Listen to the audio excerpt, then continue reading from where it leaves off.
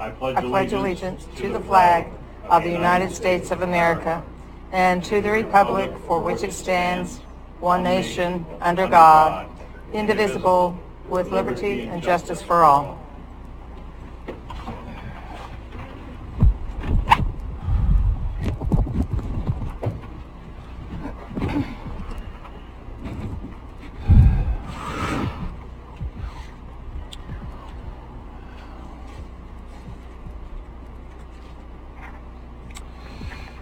Do we have any amendments to the agenda? Commissioner Gold. Ashley, I have two. I request that the number 5 and number 6 be taken off the agenda simply because of the open meetings law. The meeting was not noticed to all those individuals who asked to be notified, and I know this was a mistake, but all of the decisions that we make could be null and void because of incompliance with our public meetings law. And I think these things could be discussed, but... Number 5. 5 is the consent agenda. Right. You want that all completely taken off?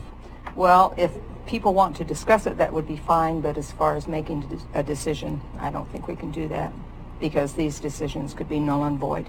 Why weren't you're saying they weren't noticed properly? Right. A lot of individuals asked for emails to be sent out, and they weren't sent out. But these were still on the website. Right. But anybody who requests to have it has to have proper notice, which they were not given. Council Huddle. Thank you, Mr. Chair. So the Oregon Public Meetings Law says that you have to give notice, reasonably apprised to give actual notice to people who request notice, media and others.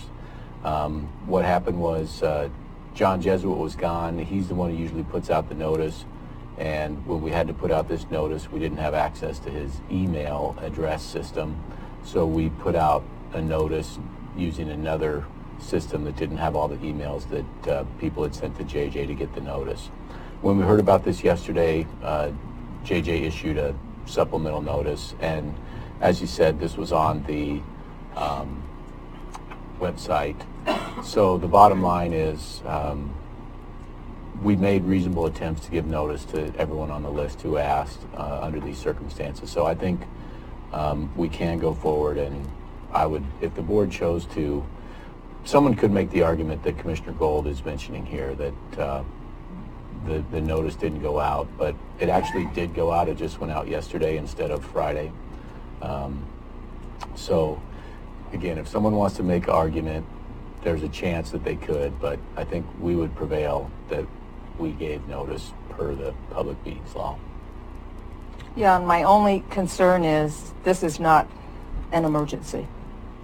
Well, and on an emergency, there has to be at least 24 hours notice. So one is an emergency, and that is the order to approve the day wireless. That has been an emergency, and we need to make sure that gets funded because I don't want to see that get put out any longer. We need to get that system in before the rains, and I don't want day wireless to think that we are dragging our feet on this matter. So the other two issues, one's a second reading, so it's already been noticed as a first reading. I would imagine anyone looking at that would notice that there's probably going to be a second reading on that the following week. And as far as appointment to Economic Development Coordinator Summer Matheson to the CCD Business Development Board, I can't imagine much public comment on that. This is an internal thing more than it is external. So I would have a tendency. I would have a tendency to agree with Council Huddle on this. Commissioner Boyce? Yes, thank you, Mr. Chair. This is a good example when bureaucracy becomes more about the goals than the goals, and so I request that we move on unless you want to vote, and I would be in opposition to delaying any of these items. Thank you. If I could, Mr. Chair, the ordinance is actually a second reading. We've actually already read and voted on the procedure to pay claims not covered by insurance. This is only the second reading of that. So there won't be another reading on 5A. This is the second reading. So that's all actually already been duly noticed and told it was coming back for a second? And that was my point. We've Okay, already read thank once you. on that. Good. This is a second All right. reading. So Sure. people that were at the first reading would expect the second reading And would be today. Very similar with Day Wireless, the last time the board voted to direct us to bring back the order on Day Wireless. So those two items have been considered by the board at previous meetings. And again, I think if the board goes forward, I would make all efforts to defend that we gave the notice as required under the law's reasonable requirements. And on 6, Commissioner Gold, I again, this is something that's been an ongoing conversation with this board weekly. It has been noticed again last week in our meeting. Commissioner Boyce brought up that he did want to schedule a workshop on this. That was duly on the record, and it has been on the website for notification. So I think we've definitely had plenty of notification on all of these matters. So if we'd like to have a vote on this, let's call for a vote. And the action you wanted was to remove 5 and 6 from the agenda. So I'll make the motion that we do not remove them from the agenda. Do I have a second? Second, Mr. Chair. Any further discussion? Rolled. Commissioner Gold. No. Vice Chair Boyce. Yes. Chair Pash. Yes. Motion carried 2-1. Any other amendments to the agenda? To have a motion to approve the agenda? I'm sorry, go ahead, Commissioner Boyce. Oh, sorry. Try not to jump in too quick here. I don't have any agenda amendments. We have comments. So, why I'm not there today, if you would indulge me, maybe a minute and a half. Let me get the approval on this and then I will, sir. So can I get a motion to approve the agenda, please? So moved. A second? I'll second. Any further discussion? Roll, please. Commissioner Gold. No. Vice Chair Boyce. Aye. Chair Pash. Aye. Motion carried 2-1. All right, Commissioner Boyce, go ahead. Thank you. I appreciate you excusing me today and allowing me to call in by phone. I'm halfway between Gold Beach and Salem. I'll be carrying a letter today supporting Senate Bill 941 to the Senate Health Care Committee. The 5 senators there in support of $2 million toward the Brookings Emergency Facility update. So again, I appreciate you letting me call in. I'll be giving a copy of that letter to the governor as well. Second, I was in Medford all day yesterday. I'll have a commissioner comment, but I was appointed to the Governor's Fire and Recovery Council. So far, only 3 commissioners have been appointed from throughout the state. We're hoping pulling hard for at least 2 more on that council. Mr. Chairman, officers down report, we're at 29 through today for 2019. And due to the recent Marine helicopter crash in Southern California, we're at 10 fallen military service people. Good news for my family and Curry County. Doug Arno, good friend and first cousin, was appointed acting Secretary of State to replace the great Dennis Richardson, who we're going to very much miss. Doug Arno was born in Langless. I better not give the year, that would give away her age, but she was born in the 40s, and she will finish out Dennis's term, and I think she'll do an excellent job. And of course, Mr. Chair, we're very proud of her. That's all I have for now. Thank you. Thank you. If we could please have a moment of silence for the officers and for the military. 2 Marines that lost their life the other day in training.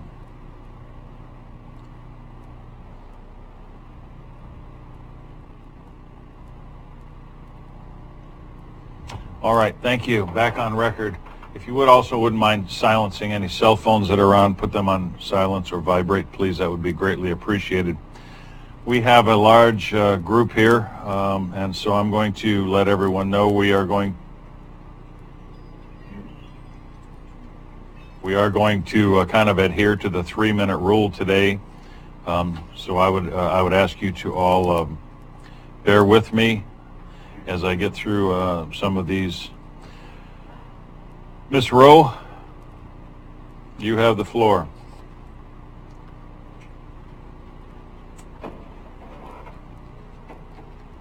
Thank you very much. Can we combine these into one? I have two separate public comments, as I told you on the phone Right. yesterday. Okay.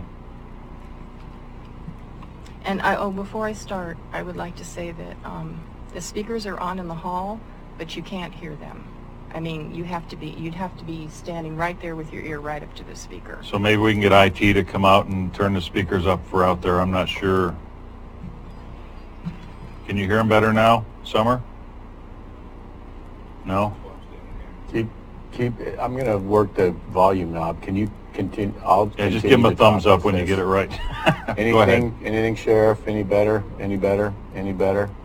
Nothing? Okay, well, I can't do any better than that with the controls I have.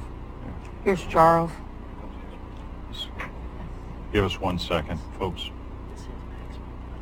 Oh, wow. Yeah, we had it going out because the assessor across the hall complains when it's too loud. Oh, the assessor complains when it's too loud. Okay. Blame the assessor, everyone. All right, Ms. Rowe, go ahead. Before I start, could I also ask, I've been in this meeting room before where I had a meeting, a few of us had a meeting with Commissioner Boyce, and he was on speakerphone and he couldn't hear us. So will he be able to hear public comments? Can you hear her? Ms. Real, thank you very much. It is faint, Mr. Chair, so all of that is that the folks giving testimony speak as close to the mic as they can. Okay. Everybody else is coming in reasonably well. Thank you, yeah. So Thank go you. ahead and put your voice right up to the microphones would be helpful. Which one? Either one, they're both Okay. on. Okay, thank you. I am Mary Rowe, and I am concerned about the adult store in Harbor, 4 players. Usually when an adult store opens, a strip club follows. The two complement each other because after the customers become aroused at the strip club, they often purchase items at the adult store. Both businesses are often owned by the same people. Strip clubs are harmful to the community. If we are to prevent such harm, we need to take adequate measures before they try to open, because afterwards it is almost impossible to get rid of them. I urge you to pass an ordinance banning strip clubs in county jurisdictions and quickly. We do not have the necessary law enforcement required to deal with the increase in crime which occurs as a result of such businesses. As an MSW, I can tell you that changes in our cultural values, norms, beliefs, and behavior will occur as a result of adult stores and any future strip clubs. For instance, people, especially women and also animals, will be more objectified. Such objectification contributes to abuse and rape. The perception of our young people will also be altered. Excuse me. We are a community that values people and helps others rather than exploiting them. We have a right to choose what type of community we will maintain. It is not the case that any business is beneficial. As for the dancers and cocktail waitresses of strip clubs, they are exploited. The fees that dancers pay for the use of the stage and to play music are unfair. Often a competitive environment is created by management between the dancers to keep them from organizing. I have witnessed a decrease in self-esteem of those I have known, replaced by an unhealthy identity as a sex object and the development of a hard protective shell. Do we want our women to take such jobs in order to survive? As an advocate for the homeless, I also need to let you know that being beaten and/or raped is what many homeless women must endure, and that contributes to a lowering of self-esteem and an increased willingness to be exploited. A sizable number of homeless women in our county prostitute themselves each winter in exchange for nothing more than warmth because we don't have an extreme weather shelter. Homeless women will most certainly not be far from the adult store and any strip clubs ready to be exploited. Please craft an ordinance banning strip clubs and schedule OASIS Director Leah Seavey to explain sex trafficking to the Board of Commissioners and others. Thank you. I made it. Okay. I hope Commissioner Boyce heard that. Okay. Second public comment. Yeah, I did. Thank you again. Oh, and thanks for the pictures of the place. Commissioner Boyce gave me some pictures. Okay, so this is my second public comment. I would like to remind you, our elected county commissioners, that you are elected public servants and serve at the pleasure of we the people. By serve, I mean that you have certain responsibilities to us. Who serves on our county BOC is the decision of we the people. So please understand that all of the infighting is not honoring our choices. You have a responsibility to us to treat each other as equals and to not disrespect, dominate, or vilify another commissioner during your meetings. Please act in a professional manner. The diversity on a board of commissioners can create challenges, but that same diversity provides greater representation. Please remember that the position is nonpartisan. We the people expect to be treated with respect by commissioners. If we can squeeze a 4-minute presentation of important information into 3 minutes, then commissioners should be expected to not waste a lot of time on unnecessary comments and should not exceed the 5 minutes for commissioners' comments. Commissioners should not harbor grudges nor engage in vendettas, as serving on a board is not about getting your way. It is about gathering input and then approaching problems in a quick, straight line, and analytical and logical manner, and then compromising so that this board can then move on to the next of many problems. We the people do not want a closed government that does not take advantage of our experience and expertise. Input from us is necessary, both in terms of defining problems and creating solutions. We the people are not looking for superheroes. Rather, we need commissioners who put their egos and desire for power aside and work to create a board where the sum is greater than the parts. We need commissioners who keep commitments. After throwing Mr. Schroeder out, you did not keep your commitment to not disparage him. Myself and others value what Commissioner Sue Gold brings to our Board of Commissioners, and I would like to see her treated with more respect, appreciation, and equality. And could the focus of any discussion about healthcare facilities be non-accusatory and focus on moving forward while considering all options? Thank you. On that note, I will ask everyone, we are going to have a presentation from Ms. Razzo on the hospital, and I will ask everyone to keep that civility in your comments and keep that mutual respect for one another in those comments. At this time, Ms. Razzo, you have the floor. Commissioner, was there other public comments? There are, but they're going to come after. Okay.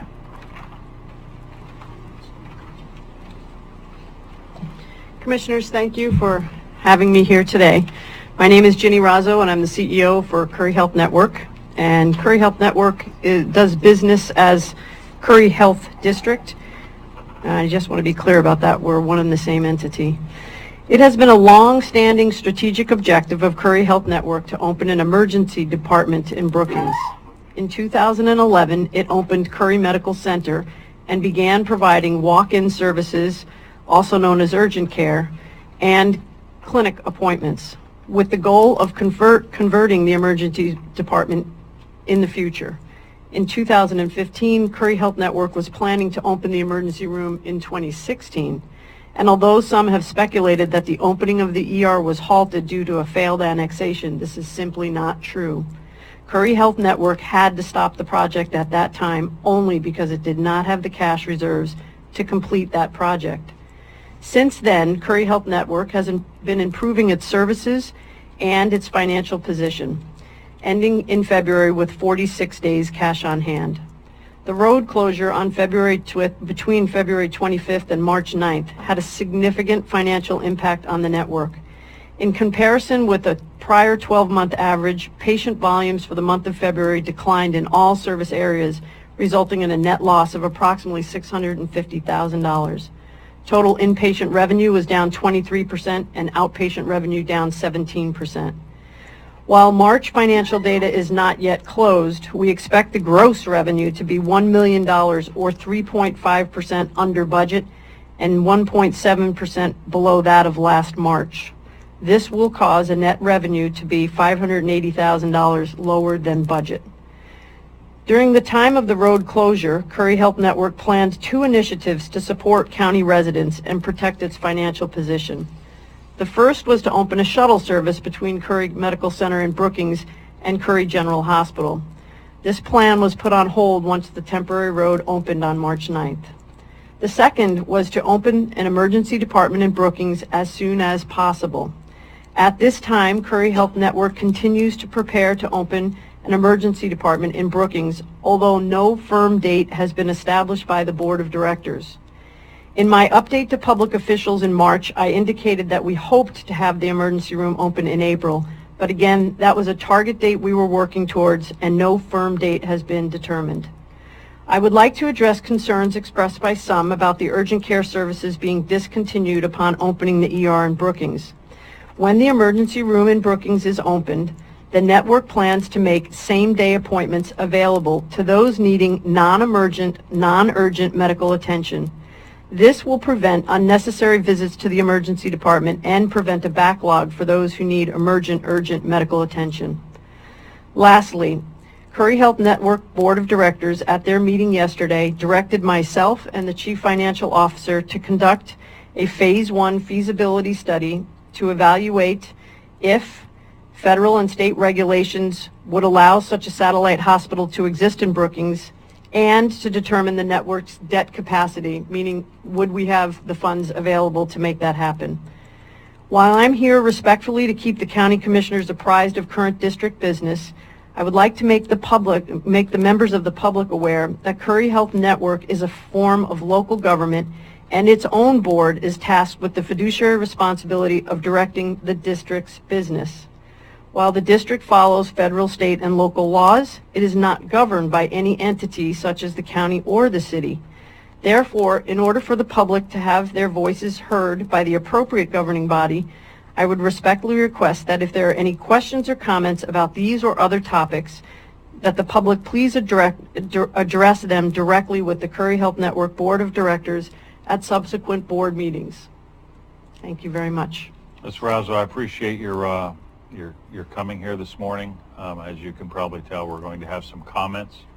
I would offer and welcome or ask you to stay if you'd like. I understand you're very busy and you may have other meetings, but if you do choose to stay, I would give you a final comment after the comments if you choose to have one. Commissioner Gold. I have a few questions, and I'm not here to put you down or anything like that, just to let you know. Do you have your necessary required approval and license for the proposed standalone emergency room? Not at this time. Okay. And where are you in this process? We, as I said, are preparing, and part of that preparation is ensuring that policies and procedures and staffing and all of the necessary requirements for licensing are met before we can engage with Oregon Health Authority to accomplish that. Okay, and I was glad to hear that you're going to have same-day appointments available, because I was worried that the urgent care would go away. And I know urgent care, part of the process is people are allowed to come there after hours. Will those appointments be part of after hours or not? We're working to finalize that. We're identifying nurse practitioners that can be available for, again, same-day appointments. So if an individual with the public walks in and wants an immediate medical attention, they will be directed to the emergency room.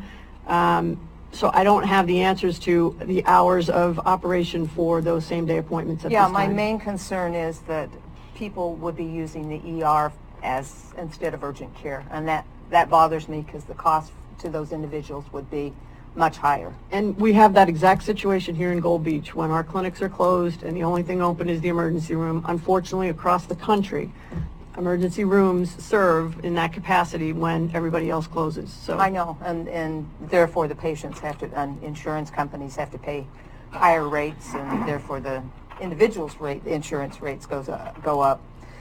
Okay, last question, and it's kind of three-pointed.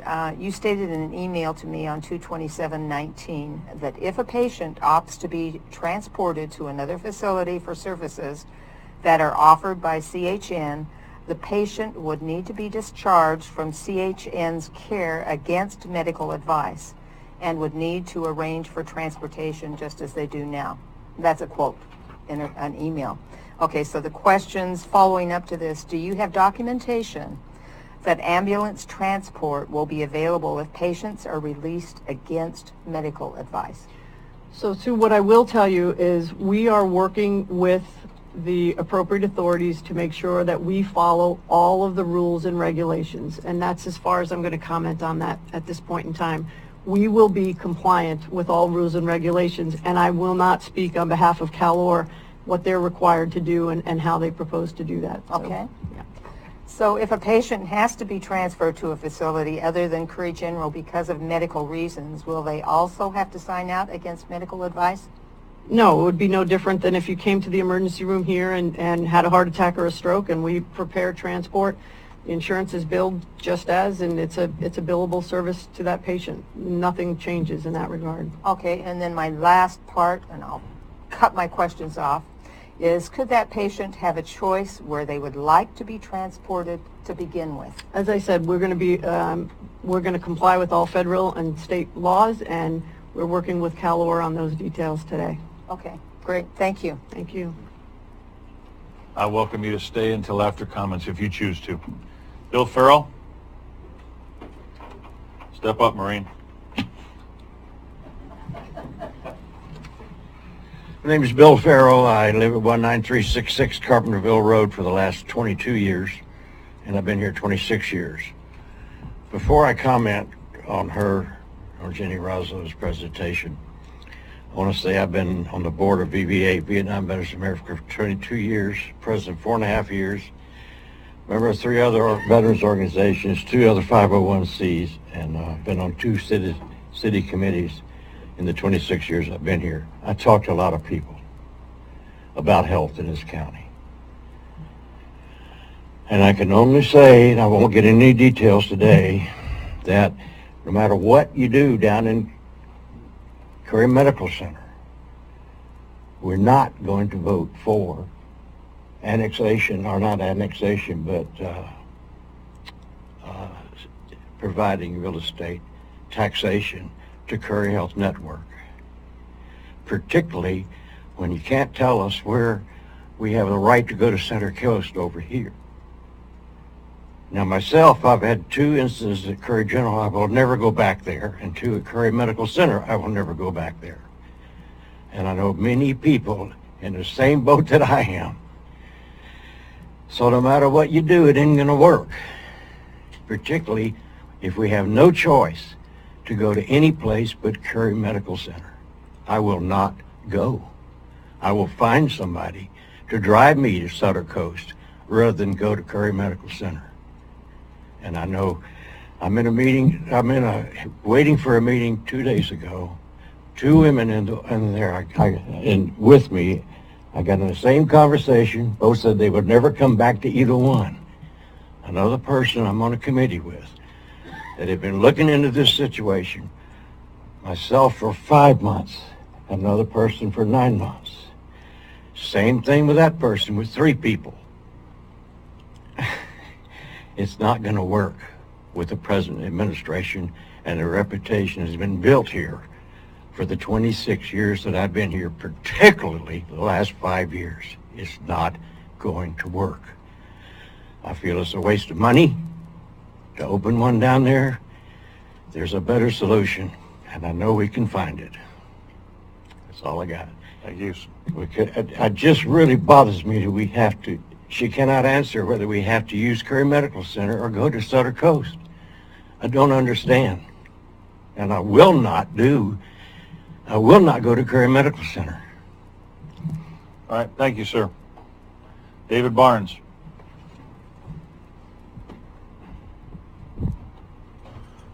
I'm David Barnes. Unfortunately, since I moved here, I found myself to be a regular user of the services provided over here at the hospital. I don't know how many times in their emergency room. I've been admitted over here in the old hospital and in the new hospital. One of the things that I found is that, after listening last week to Dr. Williams and doing some reading about this, what we're having is we're still suffering from the old school mantras of this is physician-based care. Okay, doctors are gods, and whatever the doctor says is what is best, and how dare you question your doctor. Today the paradigm has shifted, and we've become more, it's become more of a patient-centered outlook on care. Dr. Williams made a comment last week about having patients of his, an 85 or 90-year-old patient who had to drive up from Brookings to come and see him in his office up here. That's the old way of doing things. You know, the new way of doing things, a doctor with 35% of his patients in Brookings, when the road went out, when Huskanadden went out, would have set up a day or two a week to see his patients down in the Fifth Street Clinic down there and not had to have them drive up here to do it. You know, we're very, medicine has become a business, and I understand that, but the point of medicine I always thought was to put the patient and the patient's needs first, not the doctor and the doctor's needs first. And, you know, whether we have an emergency room or whether we have a hospital down in Brookings, unfortunately, I don't know that, you know, we're small here. We only have 25,000 people living within 50 miles of where we stand. We don't have the client base, we don't have the patient base. So it makes things that much more difficult. But I just, you know, I wish that I would like to see care here change as it has in other places. I've been here for 4 years. I waited for 6 months to get a primary care physician, only to get a phone call the day before saying, oops, she left, no more doctors. So I haven't seen a primary care physician since I've been here. I haven't been able to find one. So, you know, it's just, I understand our problems, but, you know, I'd like to see us be more worried about what the patients think and the people who use the service rather than what the people who provide it do. Thank you. Thank you. Catherine Wiley.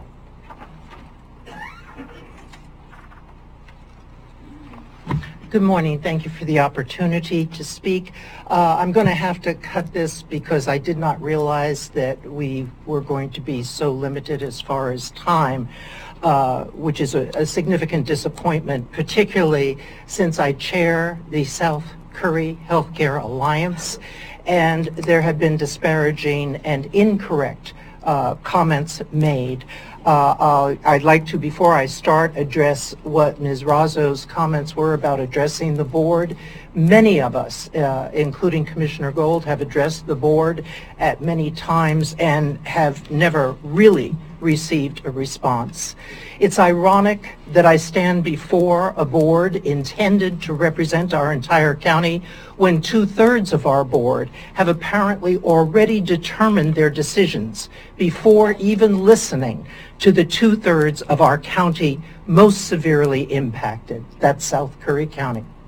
I would request that this board establish before any decisions are made or further support given that there be workshops, open, transparent ability to address issues. It seems that government officials and public employees get precedence over the citizens who are paying the taxes to all these entities.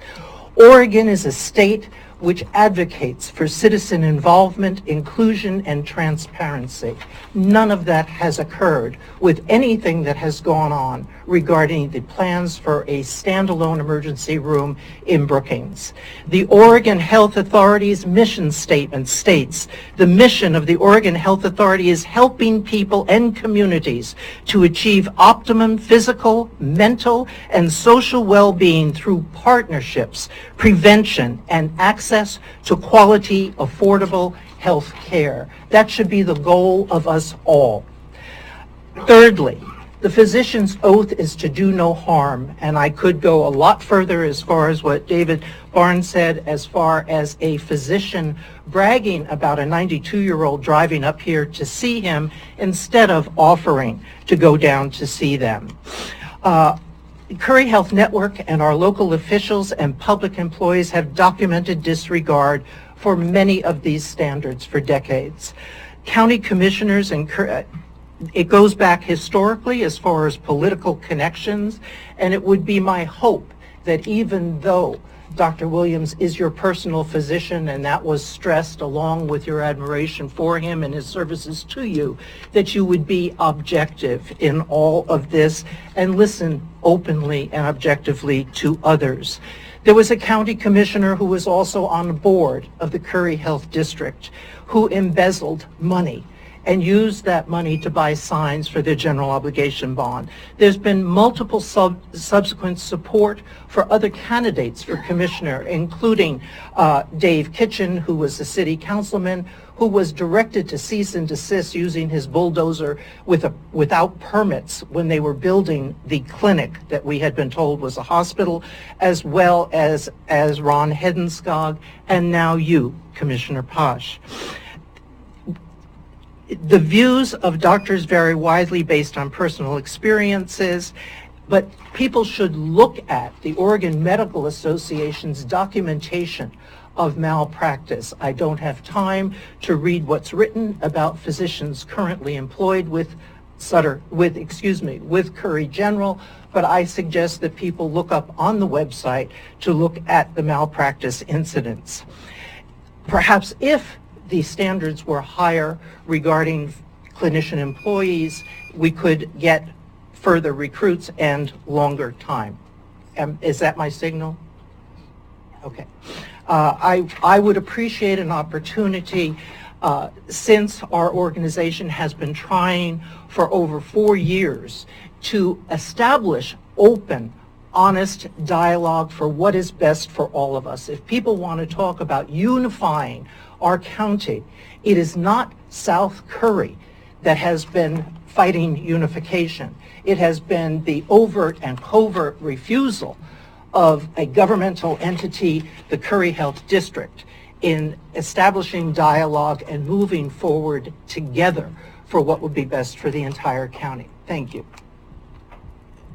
And with Ms. Razzo's comments, I would encourage everyone to attend their next board meeting, and that way there you'll have a full voice with their board of directors.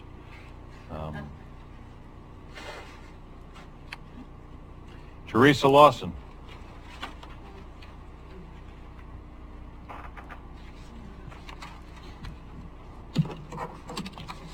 Okay, Teresa Lawson, Brookings, Oregon. And Commissioner Boyce, can you hear me? Commissioner Boyce? It takes me just a split second to get the mute button off and to get some freeway noise in the background. I apologize. Yes, I can hear you, Ms. Watson. Thank you. Okay, and I'm coming in clear? He just said he can hear you, ma'am. Okay. Go ahead. Well, he said he could hear. I can adjust my volume, so I was just sound checking. Okay. Opening an ER in Brookings will mean closing the urgent care. Yet that fact, until today, has not been discussed publicly by CHN. Why? Is the loss of urgent care in Brookings important? Yes, it is very important. This is one step forward and 2 steps back in healthcare accessibility for South Curry County. The urgent care is used by many for such things as sore throats, bronchial infections, when patients can't get in to see their primary care provider. This happens often due to a serious shortage of primary care in our area. The urgent care is also used as the sole primary care for others without a doctor, some because they recently moved here or they live here a few months of the year. Brookings residents will have an ER, but we will have to drive to Crescent City for an urgent care clinic. However, many patients will not have the resources to go to Crescent City. CHN has not conducted any feasibility studies for the best options to serve us, although it's been discussed for the last 2 years. They are now, just now, today, she's saying that they're talking about it. I am not against an ER. I'm against an ER at the expense of losing our urgent care, which many residents depend on for medical needs, without any study to justify this decision. Who has decided that serving perhaps 5 ER patients is better for South County than serving 50 urgent care patients? Is this another case of follow the money? ERs make more money than urgent care. That is a fact. Some urgent care services may be offered, but at ER rates and significantly more cost to the patient, insurance companies, Medicare, and OHP. Would insurance even cover a non-emergency visit to the ER? Would OHP cover this expensive care? As an Oregon taxpayer, I do not want my tax dollars wasted on expensive, unnecessary ER use. Follow the money, more profit for CHN, more cost to everyone else. There are 2 big issues that I'm asking this board to consider. clarify, and confirm with CHN.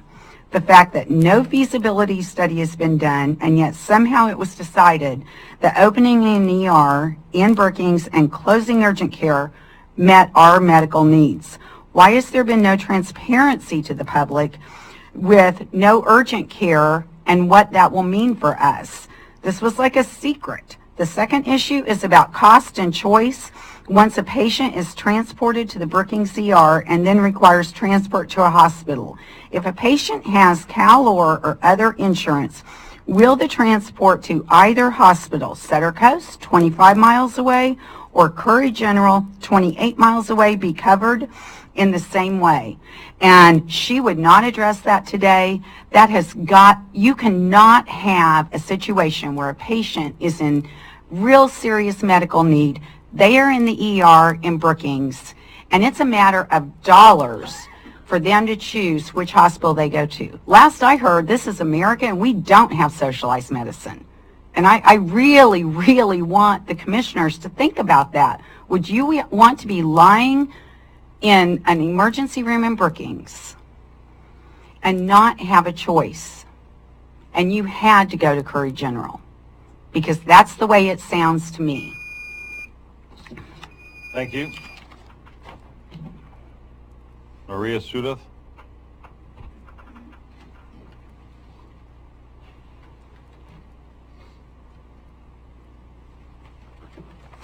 Good morning, Commissioners. I'm Maria Sudath from Brookings, Oregon, Cape Ferrelo area. So I would like to take the Commission down a road, if you will. My mother-in-law had lived here since 1974. She had to go to the hospital as she grew older several times. She just passed this last year at 97. One time was for collapsed vein, so she had to have she went to Sutter Coast and then was flown out to Reading. Another time she broke her hip. She was flown out from Sutter Coast to Reading. Another time she had heart issues. She was flown out from Sutter Coast to Medford. So my concern is I appreciate the move towards having an emergency room. I especially appreciate that we're having a feasibility study for expanding that to a hospital that Brookings desperately needs. But I don't want to suffer from the golden hour where I first go to an emergency room in Brookings, go through the whole process of getting admitted. That can take time. And then at the emergency room, a decision made to be taken either to Curry General or to Sutter Coast. I guess it's going to be Curry General, especially if I'm not in sound mind because I'm in critical condition. So then I go to Curry General. We go through a whole nother decision process to get then shipped out. Especially on this road, we have the ongoing bridge work, and now we have the slide work. So there's stops on both of those places. I easily see an hour and a half lost for my care, and then to get flown out to Medford or Reading. So questions that I have is the staffing at the emergency room going to be at the caliber where I can skip that second step and get flown straight to Medford? I don't want to go through these multiple emergency room visits to get care.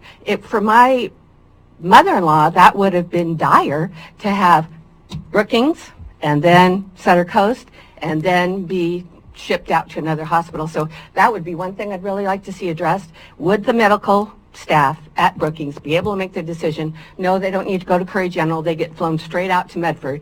So that's one thing. And the other thing is medical care in Brookings, as we all know, is serious. I have a primary doctor, but if I get sick, 2 months, 3 months before they can get to see me, so yes, to urgent care I go. And if urgent care, I heard Ms. Resto say that 49 seconds, I heard her say that there's going to be same day services provided. But will that be at urgent care expense at prices or at emergency room prices?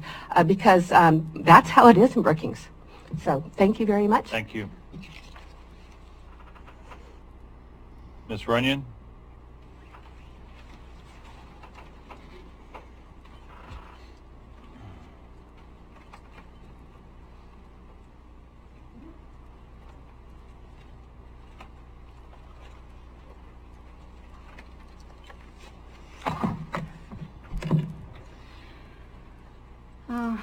my constant companion lately. They don't know what it is, but I've got, they're working on it all sorts of places. Marianne Runyon from Harbor. What else am I supposed to give besides that? That's all. Okay. Fine. January 30th, they had a problem, put me on oxygen. I'm on oxygen basically constantly on and off, and a lot of different programs that I'm supposed to go to.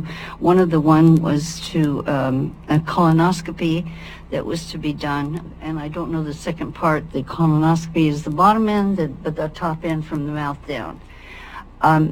It was set up at Curry, and it was just before the I don't know if you know that when you have a colonoscopy, you don't drive yourself home. So my husband was going to have to drive me home. That's the main road, not too bad.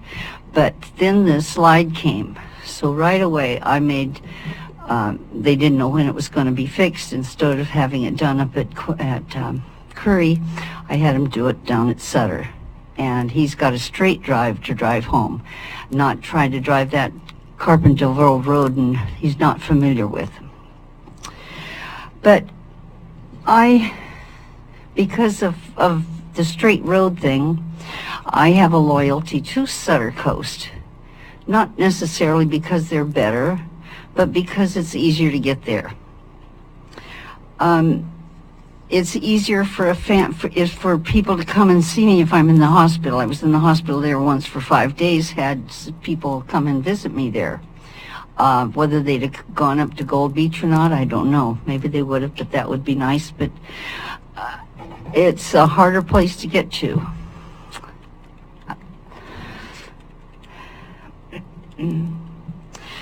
I don't want to.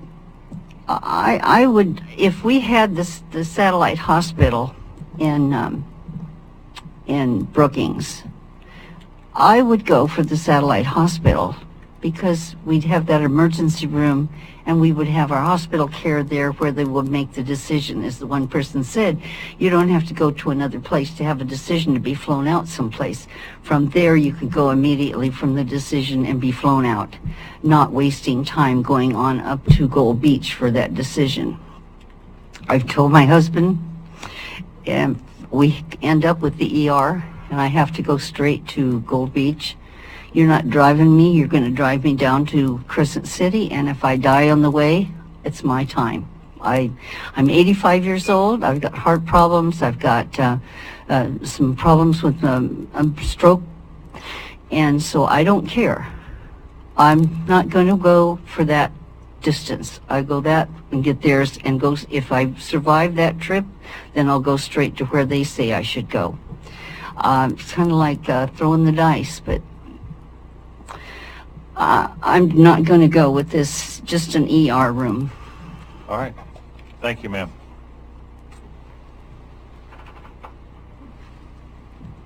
Deborah Foley.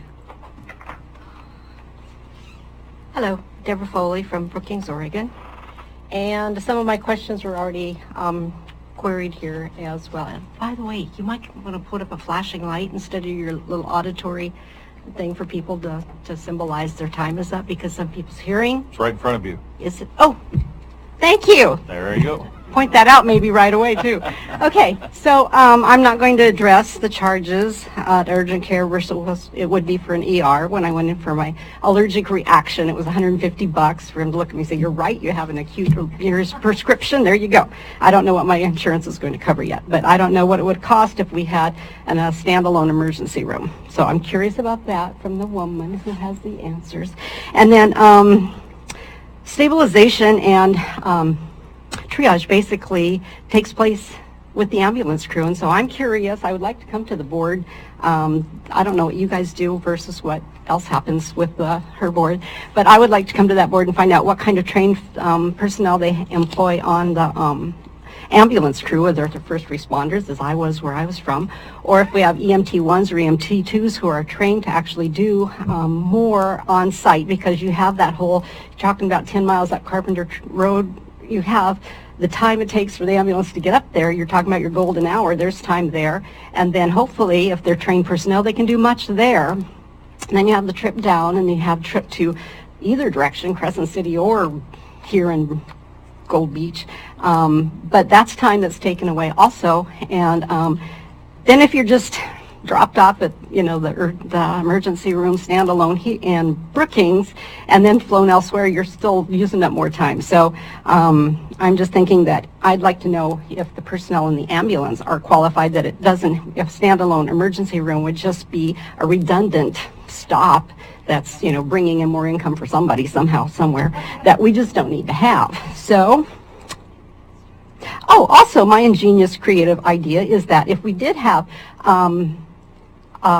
hospital in Brookings, that would allow maybe our community college to then take on more classes and have a respiratory therapist that could train at our hospital, or nurses that could train at our hospital, and it might just, and our city council people in Brookings are working hard at coming up with housing plans for not only the homeless, but also they're coming up with plans for more affordable housing in our community too. So that could then, just be a whole snowball effect. I think the feasibility and the creative ideas of what could be for Brookings needs to happen. I saw the button too.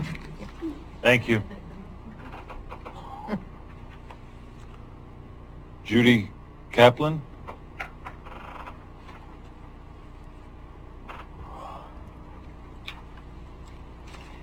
Judy Kaplan, Brookings. I want to express my concern about the proposal for Curry Medical to put an ER in Brookings. It is my understanding that if I were to go to that ER, then need to go to a hospital. If I chose to go to Sutter Coast by ambulance, my insurance and Medicare would not pay for this. This interferes with my rights if I, assuming I had to sign out AMA and then chose to go there.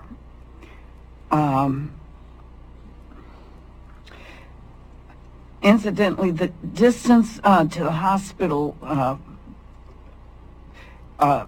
may be a mile or so closer from Brookings to Gold Beach, but the roads are much more difficult to traverse and are not as safe as the distance as driving directly to Sutter Coast from Brookings. Also, it is unacceptable to me that the CEO of Curry Medical cannot or will not respond to the issues being raised by Brookings Harbor residents, since she must be aware of them by this time. Incidentally, when someone has an urgent care need, having to make an appointment is a strange way to respond to providing medical care. And historically, I don't know whether it's still true, but historically, Medicare will not pay for non-emergency care in an emergency room. Thank you. Thank you. That's all the public comments I have on this. You have one as well, Ms. Hunter?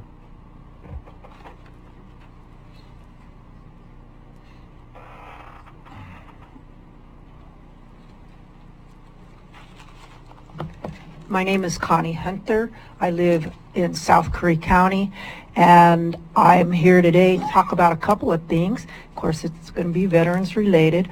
Coming up on Thursday, Oregon Department of Veterans Affairs Veterans Advisory Committee will be in town for its quarterly meeting, and I encourage people to come out and bring their wish lists, including the county, the city, and others. After the Curry Coastal Pilot, and Jane Stebbins put a fantastic news article about the upcoming ODVA Veterans Advisory Committee quarterly meeting. which will go from 9 to noon. I got a lot of follow-up phone calls and emails, and including one from the COO of Curry Health Network, U.S. Air Force veteran David Gilmore, who has great ideas on how to build more for our veterans in our healthcare network. We all recognize the need for more primary care, and that's kind of the state of, or the nature of the beast of rural healthcare networks. But I have to tell you, as I stand here today, if it wasn't for Curry Health Network, I wouldn't be alive. They saved my life, okay? So I'm going to say that, and I'm going to tell that truth.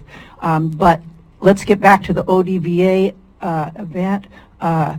Jessica Lloyd Rogers, who is the new chair for VA's Roseburg's Mental Health Advisory Council, will do her best to come and attend. And that advisory council is a consumer council that the VA has created so that people, veterans and family members and people interested in veterans' mental health care can have a voice. The whole point of what I do is giving people a voice. Now, going out to Curry Health Network's board meetings is a choice. If you choose not to go and you don't spend time looking and digesting their agendas, then you're not doing your part as a citizen. So I have a little issue when people come here and say they aren't informed. You know what? Being an advocate and being interested means you got to do some work too. So let's all pull together. Let's stay strong. Let's do the best we can for our veterans, military families, our seniors, and our youth to not only get mental health and good medical health, but to find the right answers. And I appreciate the leadership of both Curry County and the city of Brookings, and I have been and spoken public comments a few times at Curry Health Network. They listen. Thank you. Thank you, Ms. Hunter.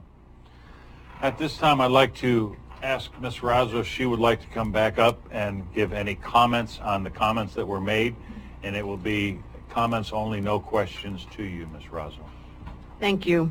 I want to thank the public for taking and expressing their interest and their concerns in this very important topic. And while I don't want to address opinions or statements, I do want to address a couple of specific questions that were raised. First of all, the questions were raised about the ER staffing. When Curry Health Network opens an emergency department in Brookings, it will be a fully staffed ER just like this one and what Sutter Coast has. What that means is that an ambulance can pick you up from your home or Fred Meyer or wherever you happen to be, take you directly to that emergency room, and if it is determined that there is a disposition that you need a higher level of care because of a hip or a cardiac issue, you will be transported directly from there to the next appropriate facility, whether it's in Medford or Eugene or wherever you need to go. So the transit time is drastically reduced because today the residents of Brookings must drive 27 miles in either direction before that disposition can be made. Today, if an individual shows up on our doorstep at CMC with an emergency life-threatening situation, we are not an emergency room, and therefore the ambulance must pick up a patient there and transport them to one of the nearest hospitals so that emergency room physician can direct that higher level of care. And that is where the additional time comes in. So that's the first thing I want to mention. The second thing I want to mention is that when patients have non-urgent, non-emergent needs and call for a same-day appointment, those charges will be identical to our current clinic appointment charges, which is exactly what we charge in our urgent care. So those charges are no different.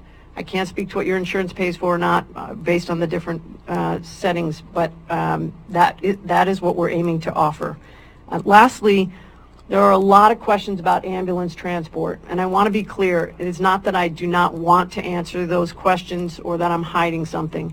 I am not the expert in ambulance laws. We do not operate, we do not own, and we do not direct the way CalOR does its business, and I would appreciate it if perhaps the county commissioner would invite CalOR to come forward to educate the public about the laws that govern how and where they transport patients and what insurance covers, because I simply don't know the answer to that question. It is not that I will not answer it. I don't know the answers, and I don't want to misspeak or speak on behalf of CalOR.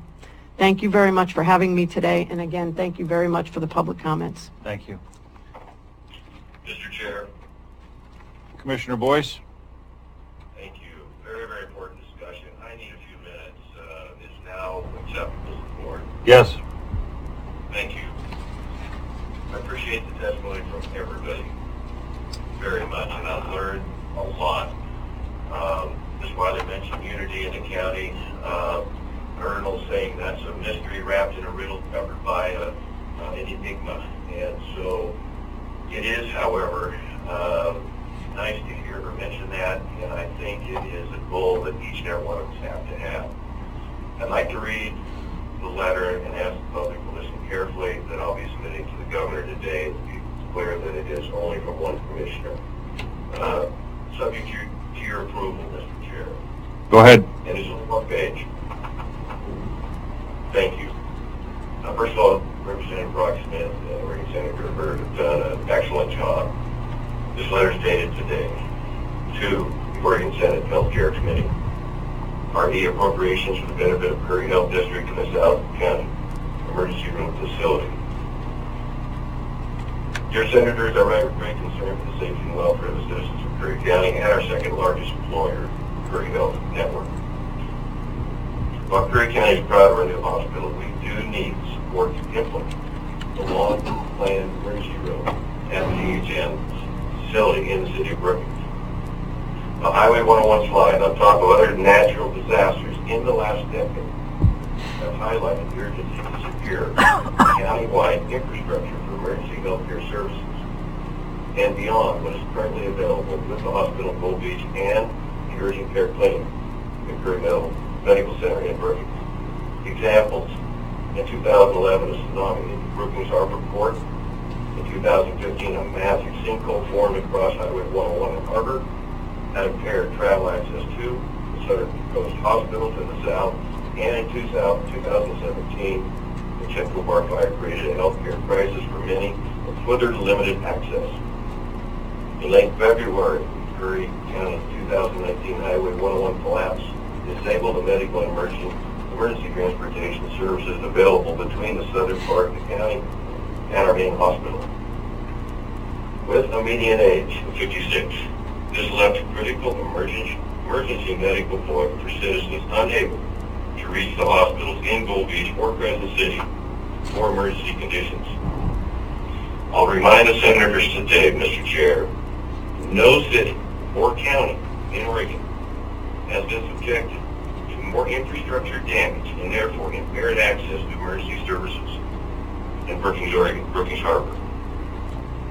Someone suggested that as Curry Health Network moves forward to open the South County Emergency Room Facility, maybe they don't actually need the additional fund. This is false. Our communities simply have no choice but to do everything they can in attempt to move forward. Every minute counts, and the nearest emergency room is 26 miles away. To get that done, every dollar counts. Senators, I urge you to appropriate funds from the general fund to the Oregon Department of Administrative Services for distribution to the Curry Health District for specific purposes of acquiring ambulance services and opening an emergency room in the Curry Medical Center in Brookings. Thank you, Corporation Curry County, Oregon Commissioner. Mr. Chair, I had a document here from by the Curry Health District Center Director of Nursing, and it spells out the scenarios for emergency situations, and that would be, I won't read it all, but it basically comes down to an additional 30 minutes for stroke victims, potential heart attack victims, certainly pediatric care, pneumonia. That extra 30 minutes can mean life and death. We were reminded, and these national statistics are, I think, worth repeating. And by the way, this 4-page document will be on my website, the county's website, subject to the board's approval, because it is excellent information. I'll conclude with this and then a couple of comments. Key statistics. 7% of emergency department patients require admission or observation in a hospital. 3%, I'm going to repeat that, only 3% of emergency department patients require emergent transportation to a higher level of care. 90% of emergency department patients are treated and discharged from the emergency department. By bringing emergency care to Brookings Harbor, 100% of the patients experiencing an emergency will have access to timelier, life-saving emergency care. 93% will receive definitive care to the greatest extent in Oregon Coast region. They will either discharge home or require transfer to a larger medical center, most likely along the I-5 corridor. 7% will require transfer to the local hospital for continued monitoring and treatment. One more minute or less, Mr. Chair, thank you. Southwest Oregon Community College is a county campus, which I'm proud to say. Right now, they're presently working, at least trying to make great inroads in working with both Sutter Hospital and Curry General. It is imperative to the citizens of Curry County that both, in my view, Sutter and Curry General are healthy. It cost about $1.5 million to $2 million per room to build a new hospital. I wonder if the Curry County, Southern County folks are willing to come up with that kind of money when they have a state-of-the-art hospital 25 miles north. And all of us, by the way, are trying to improve that route between Gold Beach and Brookings and vice versa. So I'll just emphasize this. Both Sutter and Curry General have to be just as able to compete and as healthy as we can possibly promote and encourage. And you're already starting to see people come from outside the area. There's been some doctors eliminated at that hospital. That, to Mr. Barnes' point, that have been kind of the old school that good management restricts. So there's best for the patients, best for the citizens. And I see that going on. Is any hospital perfect? No. That's all I have, Mr. Chair. Thank you. All right. I have a couple of comments too, because some of what was said was directed directly at me, and I want everyone to understand I want the best for what happens in this county, and nothing to do with me sitting in this chair is about me. I didn't need to be a county commissioner. I am here because I believe I can.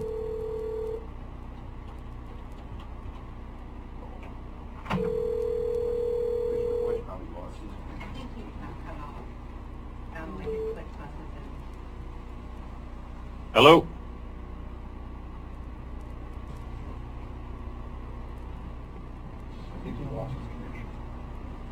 Can we try again?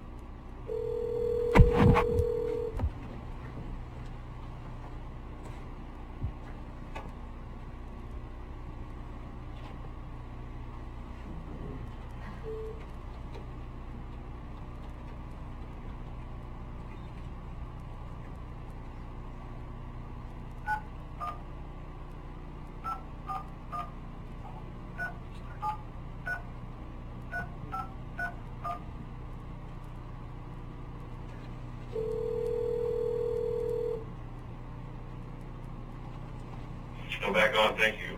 All right. So I'll continue. Nothing that I want more to happen in this county than the best for all involved. Dr. Williams is my doctor. He's also my neighbor and been a friend. If someone wants to make something more of that than that, I guess they can. What I do want to say though is I can't imagine living in Brookings, having a stroke, and being able to immediately go to an emergency room, be administered the drugs that are necessary to give me my best opportunity to survive, and then from that being able to be either brought to Curry General, to Sutter, to an expert in Medford, Portland, wherever you're going to be lifted to. I can't imagine that would be a bad thing for anyone, rather than having to have a stroke now and transported 25 or 30 miles to the hospitals that we currently have. Do I hope that in the future we may have an observation room or some observation beds in this hospital? I think we would all hope that. But we have to take the first step first. Do I believe a feasibility study will allow for a hospital in South County? I do not, because of the federal laws that are already set up and mandated. But I do appreciate Ms. Razzo's willingness to do the feasibility study, and I'm sure this board appreciates her time in coming here and giving some, I believe, clear direction as to where the hospital is going with this emergency room and what they intend. I would hope that everyone here leaves now knowing that it will be a fully staffed emergency room, that it will be able to transport you to a specialized hospital for the best services for you right from there, not having to come here or Sutter first. So I think they're expediting a lot of the things by having this emergency room open, and I can't imagine that we can't see that as a good thing. Are there some bumps in the road? Are there some hurdles to clear to make everyone happy? Absolutely. But guess what? For right now, it's a place for you to get transported to immediately for care, and then those doctors in that emergency room to be able to make the right decision on where you should transport from there. Those are my comments. Commissioner Gold.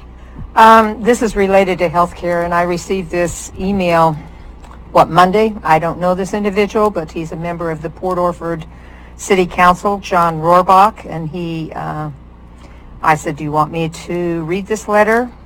And he said yes, so I had his permission to do so.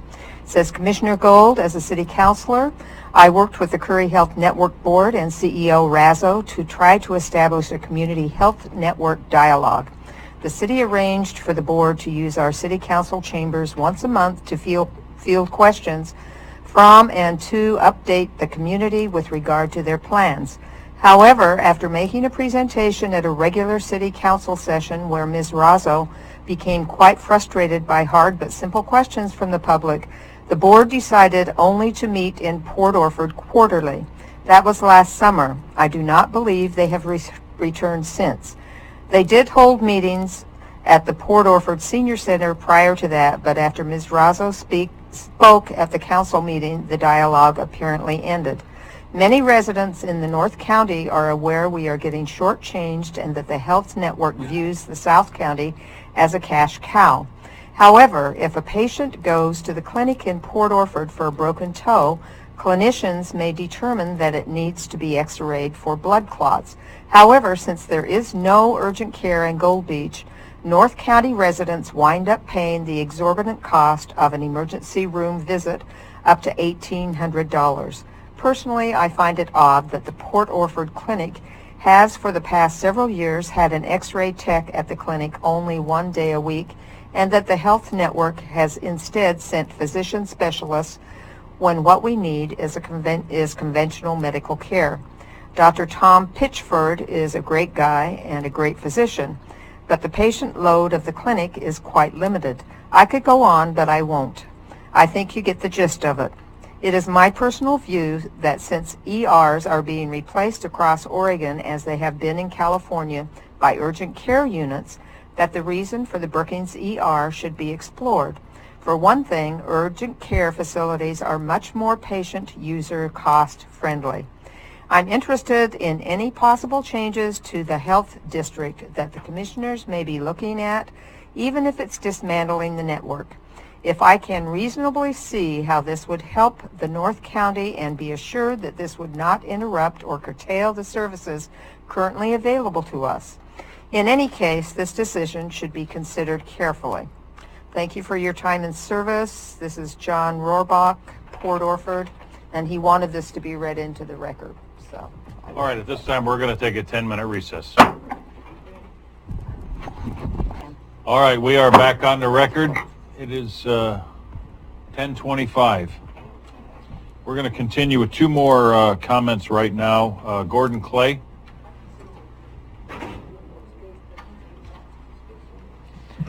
Thank you so much. I appreciate this. April is Mental Health Awareness Month. Rural mental health is in coastal Southern Oregon and Northern California is particularly challenging. To change this, we're looking for at least 240 individuals in businesses, organizations, government entities, and nonprofits who rely on good employees to donate $50 to the production of and distribution of a 16-page, 4-color insert in all the major newspapers in Curry, Coos, and Del Norte County, 22,000 copies in September for Suicide Awareness Month. Our goal is to remove the stigma around suicide by understanding suicide prevention and demystifying it with informational sections outlining important risk factors, warning signs, and contributing factors of how to intervene and talk to someone you are concerned about, what to say, and determine if it is an emergency and what to do if it is. It will have special sections on youth, veterans, and elderly, and an unusually overlooked area, the impact of suicide on the workplace. For your donation, you'll get your name or your name of your business or organization featured on the back cover of this publication. And we're really going to look to end suicide. We plan to use any extra money to fund 501c3 public awareness projects around suicidality. The organization must contribute $50 to the insert program in order to qualify for a potential mini grant. We hope that you see how valuable it is to get this information in the homes of your neighbors, where it's handy for reading and learning about suicide prevention, and start noticing how many of their family, neighbors, and friends might be on the verge of crisis, how important it is to know what to do and not do, and to show how much you care. Suicide is at an all-time high in the U.S., in Oregon, and we're at the highest level ever in 2017, which was three more suicides from the year before. Let's make a difference in people's lives. This is supported by United Way, All Care, and Advanced Health, and we want to stop suicide, and we want to save our neighbors. Thank you very much, Chairman, for allowing this. Thank you for all you do. We appreciate it. Ms. Rose? If you would push that tall mic our way just a little bit. It's a little hot. There you go. Yeah, it was pretty loud. I'm Nancy Sue Rose. I live in Nasika Beach, and I'm sorry I was late. There was circumstances beyond my control. Thank you for letting me give my comment. Are you online, Boyce? Commissioner Boyce? Commissioner Boyce, you there? I am, thank you. Okay.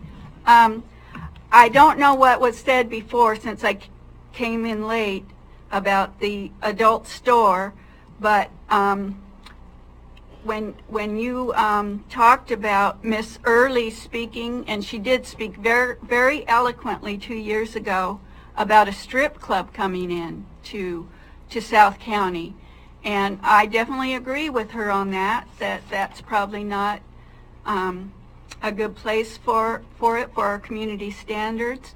However, an adult store is quite a bit different, and so I think that having a new business come in, even an adult store, is a good idea, because I try to shop locally, and if I can, and I know I can get things online, but I think, you know, having products here that we can buy, and sometimes people like to see products before they buy them.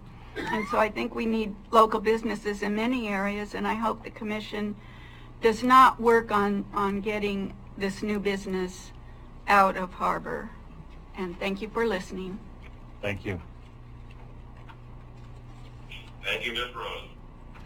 All right, so we're going to move forward. Can I get a motion to approve the consent agenda? Mr. Chair?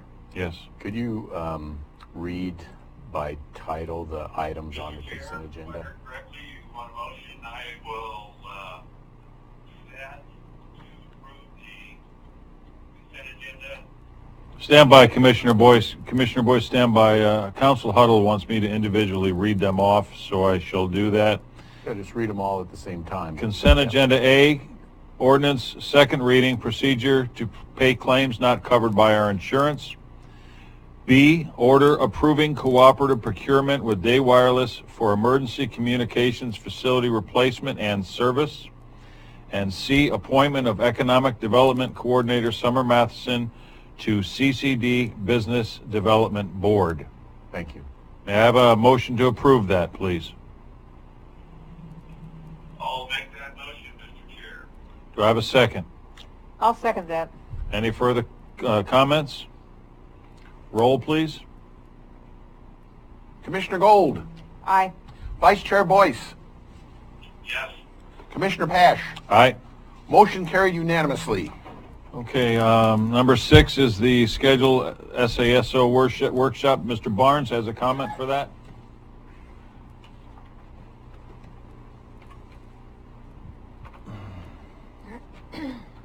I wanted to pass on this one. I did have a public comment that I put in that I'd like to make though at some point. So go ahead. I'm David Barnes. I'm a member of the Curry and Adams Fishermen over here. We run the Indian Creek Hatchery, take care of everything over there.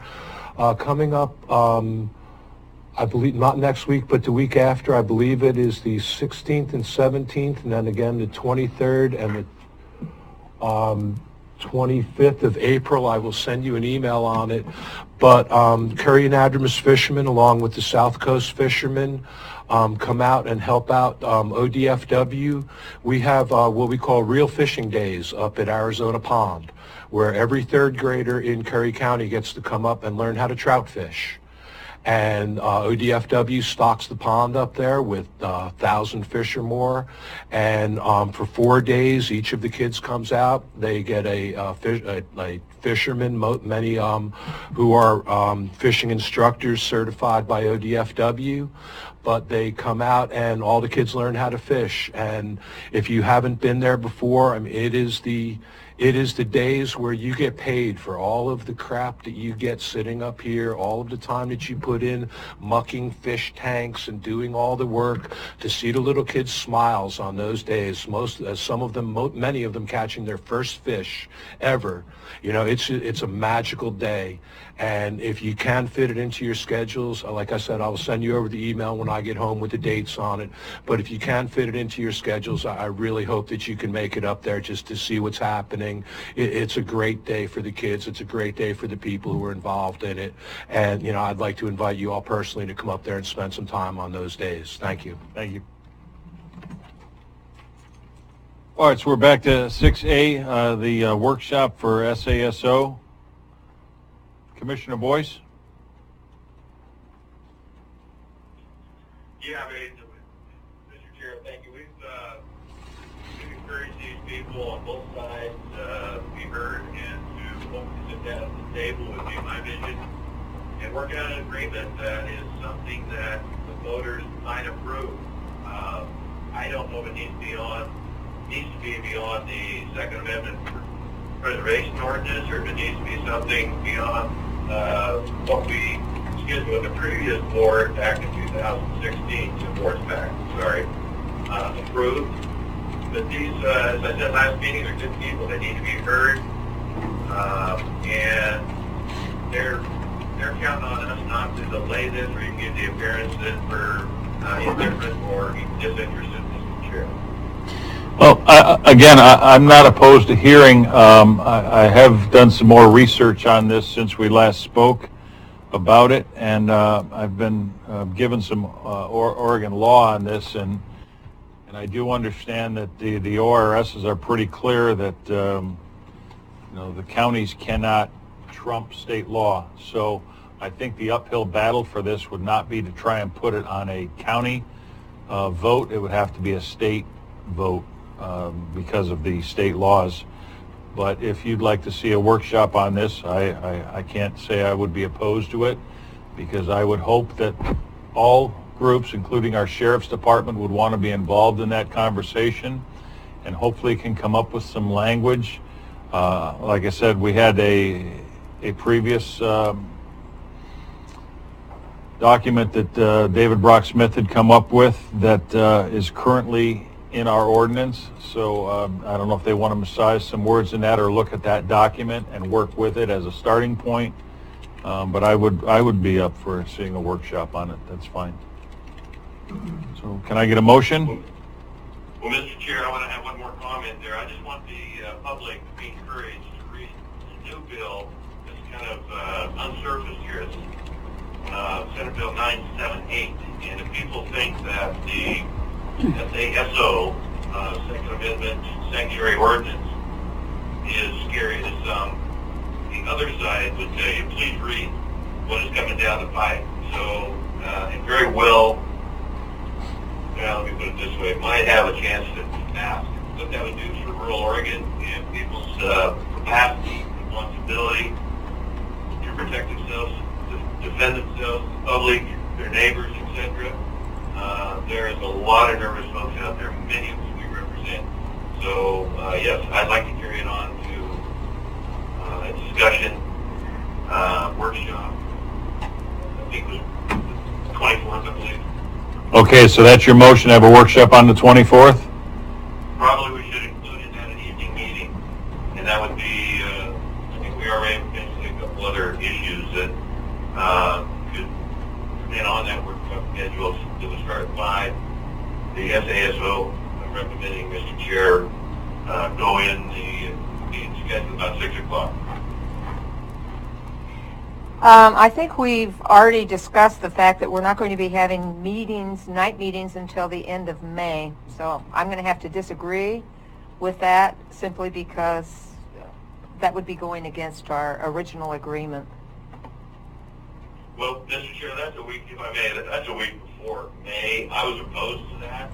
You're going to have to be the deciding factor here. These people, a lot of our families, they work, and we have to do what's best for the citizens, in my view, and not what is most convenient for the board. That's the issue here. Ms. Schmelzer? Well, I was just going to say and Commissioner Gold mentioned it, that the board did say we would not have night meetings until after May. That's why it's actually on the agenda, because I'd explained to Commissioner Boyce I could not just schedule that without the board's approval. So, and the other question I think is, would that, if the board did agree to an evening workshop, would it be at 5 or 6 versus having different things on there? Because it could get to be pretty late. What date are you looking for, Commissioner Boyce? Repeat that, please. What date are you looking for? 24th. So why not put it into May? What's the rush? Because we were talking about this end of January, Commissioner Gold. I don't see it as a rush. We've been postponing. They've been agreeable. I see no need to postpone. We can make the decision today if we want to have and schedule that meeting 2 weeks in advance. Excuse me, 3 weeks in advance, for goodness sake. I'll second that motion. Do we have any further comments? Call for the roll. Commissioner Gold? No. Vice Chair Boyce? Yes. Chair Pash? Yes. And one other thing, is there a time at 6 p.m. or 5 p.m.? It's 6 p.m., yes. So that's May what? No, it's April 24th at 6 p.m. There will be a SASO workshop here in the BOC room. All right, we may need it downstairs, I don't know, or have the overflow downstairs. All right, moving on to the director's report. So I just wanted to bring up that for the managers meetings, we were meeting the 2nd and 4th Tuesday of every month, and we've changed that to the first Monday of every month. So we will be sending out a revised schedule on that. Okay. And then we do have also the board meeting schedule. Something to think about. Since I've been here, I know we've been canceling one meeting a month, and it tends to always be the 3rd week. So it's something we might think about where we just don't have a meeting on that 3rd week. I think we should just continue to watch it, but it is something to think about. Okay. Rather than put it on the schedule, have people think they're going to have it, and then continually bumping them back when we cancel it. I think actually we could get our meetings done in 3 meetings a month for right now. I mean, even this meeting's a little short, so okay. I'd like to look at maybe doing just the 3 meetings a month Do I have consensus on that? I'm fine with that. Commissioner Boyce? I'm fine either way, thank you. Okay, so why don't we do that then? We'll do that. We'll set it for 3 meetings a month, and if we have something that comes up or an emergency, we can go ahead and reschedule for a 4th meeting. Okay, and cancel that, have the 3 meetings so that we're not meeting on the 3rd? Yes. Okay, that sounds the good. 3rd Wednesday of the month? Yes. Okay. Mr. Chair. Commissioner Boyce? Yeah, just a reminder, lots of discussion in the last few months of 2018 that we wanted to have commissioners meetings in different communities, obviously Port Orford and Brookings at least. I think we talked initially the 3rd week, 3rd Wednesday of every week, but we kind of shying away from that concept now, or that approach plan. Ms. Schmelzer? So what the board had originally discussed was the last meeting of every month would be held in Brookings, and we'd rotate with Port Orford. And then when the road collapsed, we decided we would wait until after May to resume, or to actually begin that schedule. Correct. So what we did was we canceled the Port Orford and the Brookings meetings, or I'm sorry, we canceled the location being in Port Orford and Brookings, and we are to resume that starting in June. Right. So that's the intention there, Commissioner Boyce, is that we will do that on the 4th week of every month, and one will be in Brookings, and then the opposite month would be in Port Orford. And that'll start June. That'll start in June. Okay. Anything else, Ms. Schmelzer? Just one other thing. I just wanted to give you an update on the building official position. That we actually we had a applicant from Oregon apply. I interviewed him on Saturday. There's trying to see if we can do some arrangement with Josephine County where they can help with some of the expenses on some final certifications, things of that nature. But hope to be bringing more information back to the board by next week if we can. Thank you. All right, Commissioner comments. Commissioner Boyce, do you have any more comments?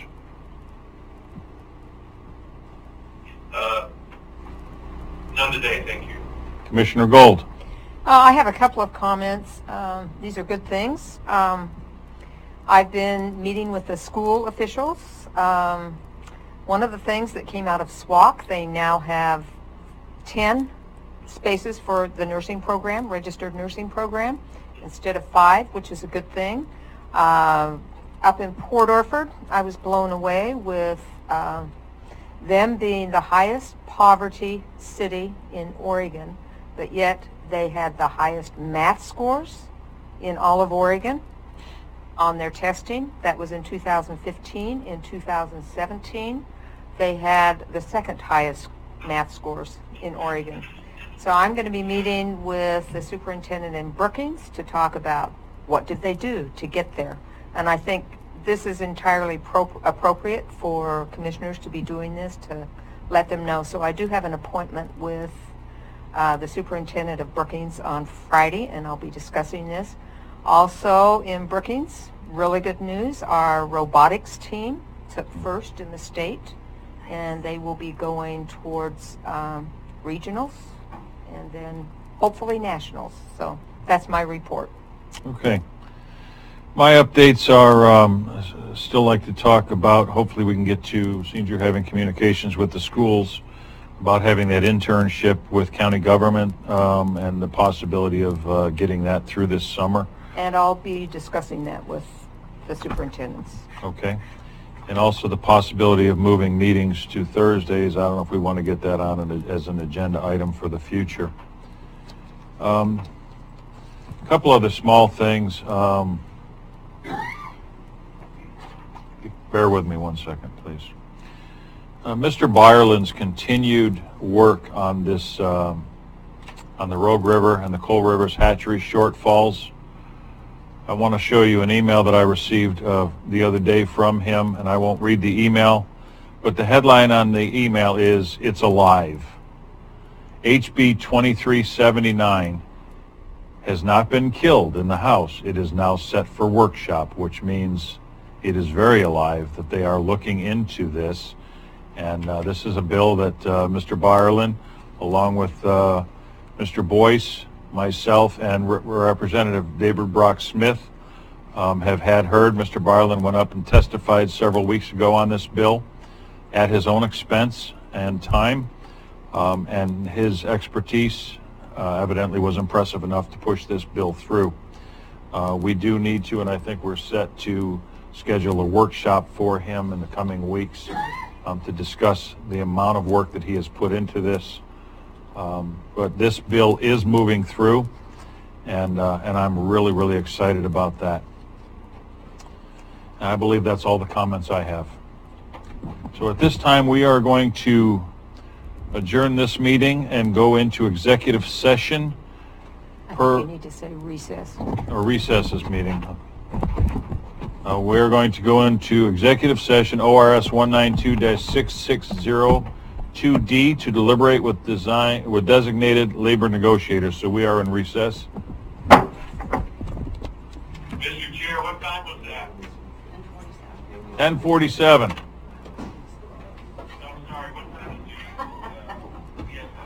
I can't hear you. Right now. Executive sessions right now. Yeah, yeah, Commissioner Boyce, we're going into exec session right now. We are going into executive session right now.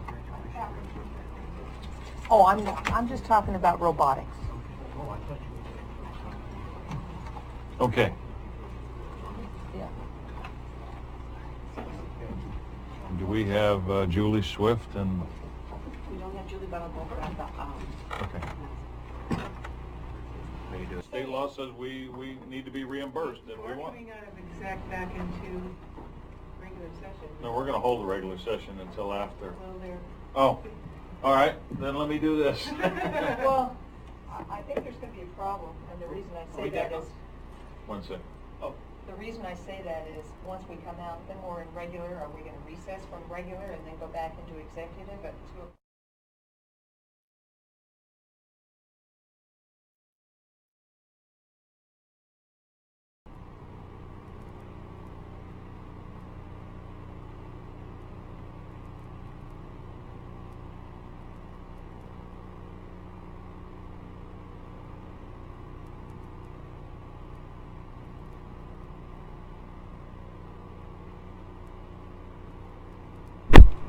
Thank you. $2,000 penalty or something. I Right. don't know. I think it's $80,000 to train him, and it's like a 25% penalty. Yep. We're just talking about something else. So, all right, we are back in session for a regular meeting. Staff is to proceed as discussed in executive session. All righty, we're going to move forward to other, and I just wanted to make some comments. I received a note from Mr. Byerlin, and he is going to be suspending all work on the Rogue River, Coal River's hatchery item until this board can make up its mind what they want to do with him. He's got a lot of his time and money involved in this, and he just wants to, for the board to give him direction exactly on what they want him to do. The monetary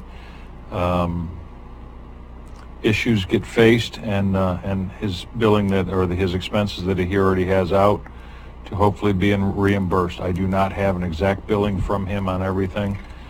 We were hopeful to have a workshop, and it was canceled. So hopefully we can get this done at our next workshop. But he is at this moment suspending all work, even after the notice that HB 2379 is in a work session in Salem.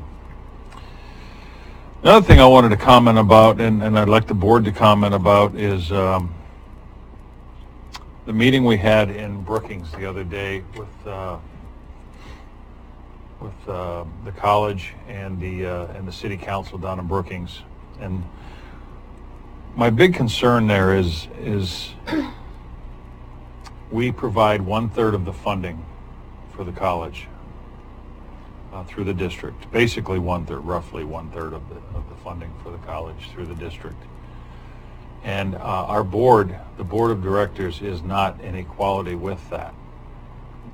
So I would like to maybe set up a future meeting here, or have it as an agenda item here, that we can discuss this further and discuss how we can, maybe have the college come up here and have a conversation with them about making sure that Curry County is more involved in the board of directors for the college, as well as their enrollment strategies,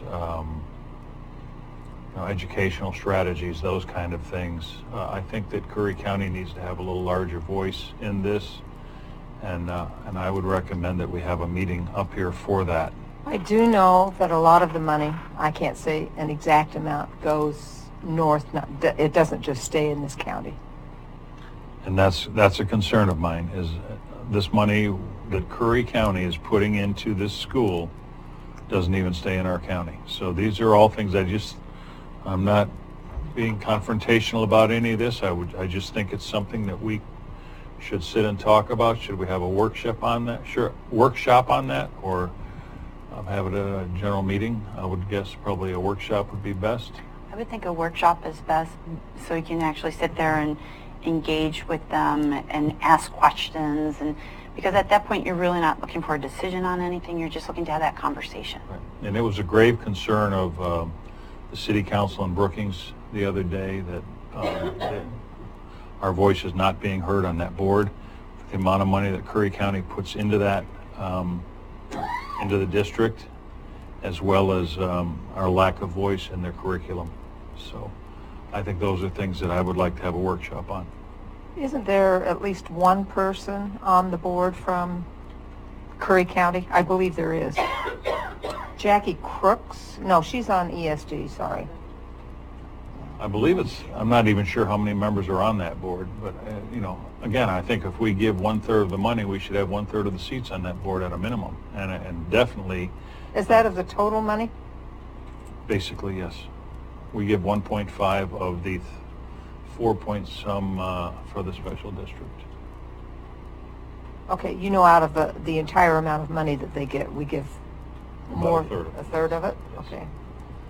And then again, I'd like to have a 1/3 voice in the curriculum, the teachers, how they're going about enrollment, expanding enrollment. I understood this morning they've increased the nursing school staff, but I'm also told that we can only handle 5 nurses per year because the hospital can only certify that many per year. So these are all things that I think we need to talk about. Not only that, I know presently they can't go into California, Curry, to get the training they need, and that needs to be worked out. California won't certify them as an RN. They'll do LPN stuff, but they will not do RN. Well, since you have a relationship with the dean there, do you mind, we'll just work together and set up a workshop? Sure. For within the next month sometime?